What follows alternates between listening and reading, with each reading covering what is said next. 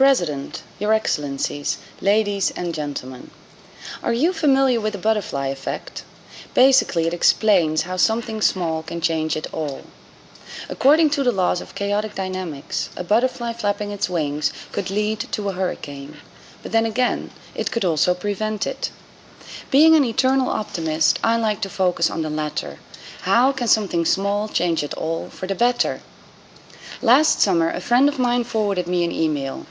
"Will you be our woman in New York?" read the subject line. It turned out to be a job announcement from the Netherlands Women's Council, who were looking for the next UN women's representative. It had always been my dream to address the General Assembly of the United Nations, so I wrote, had an interview, and here I am. Over the past months, I have met with hundreds of women. Elderly women, girls, doctors, politicians, lawyers, housewives, hairdressers, migrant women, rural women, business women, you name it. I asked all of those women two simple questions. What do you think is the biggest issue for women these days? And, most importantly, what could be a solution to solve that issue? They mentioned a myriad of issues, including equal pay, women in positions of power, childcare, financial literacy, sexual and reproductive health and rights, LGBT rights, access to education and lifelong learning, mobility, feminization of poverty. Some women I met were worried about the lack of solidarity among women.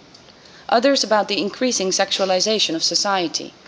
Some talked about lack of role models in politics, business and media. Others about the need for gender-specific statistical data.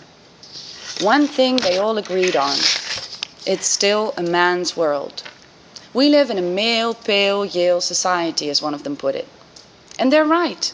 Women perform 66% of the world's work, produce 50% of the food, but earn 10% of the income and own 1% of the property. In other words, there's still a lot to be done. Take my country, the Netherlands.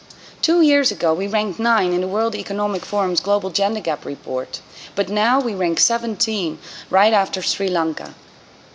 Our current administration only counts 3 female ministers. A mere 10% of all professors are female, and only 8.1% of all corporate boardroom seats are held by women.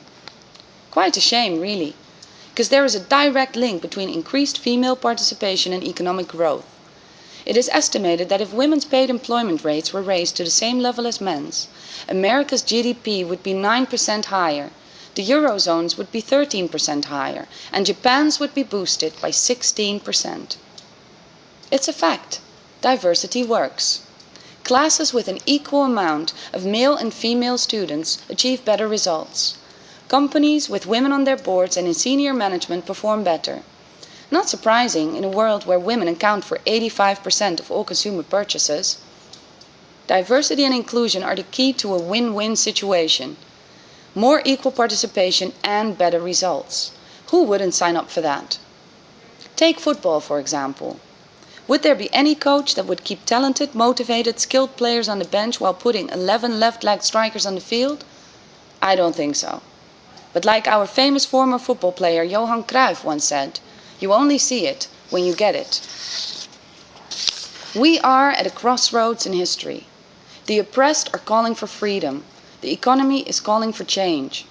Our current state of affairs may be challenging, but it also offers a unique opportunity to look for new solutions. Solutions in which everyone, no matter their race, gender, class or beliefs, can fully participate and use their talents to the best of their potential. No one on the bench.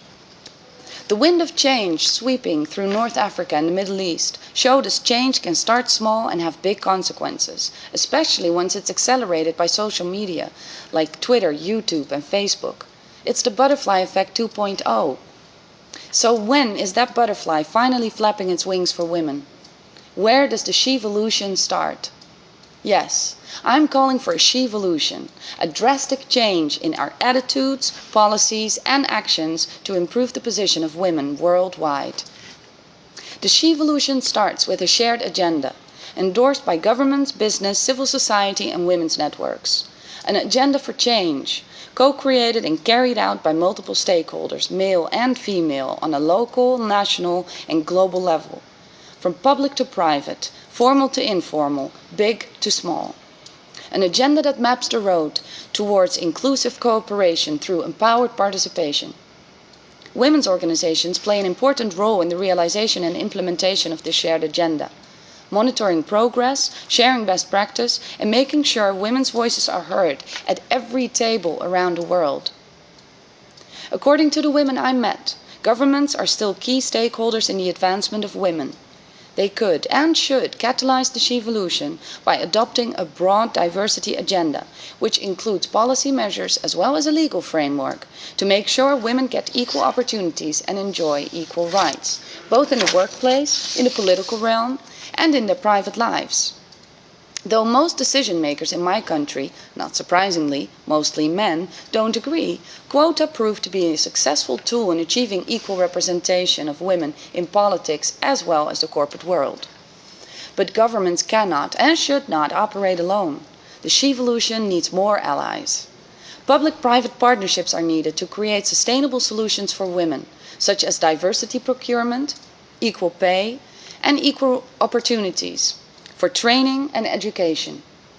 The women's empowerment principles developed by the UN Global Compact and UN Women provide an excellent set of tools for companies to become more inclusive. The women I met mentioned many practical solutions to improve the position of professional women worldwide, such as appointing not one but 2 women whenever there's a boardroom seat available. Cannot find suitable candidates? Ask a woman already in a position of power to share her network. Promote telecommuting and flexible working hours. Involve women-owned businesses in the company's supply chain. Small yet effective steps to boost women's participation. But most importantly, we need to remember the butterfly effect that shows us change can start with something small. It could be as simple as lending a woman a helping hand. Vote for a woman. Ask women to speak at your next event. Donate your time, money, or expertise to a women's organization. Promote women where possible. Maybe you are that butterfly flapping its wings, just like my friend who forwarded me the job announcement that eventually brought me here.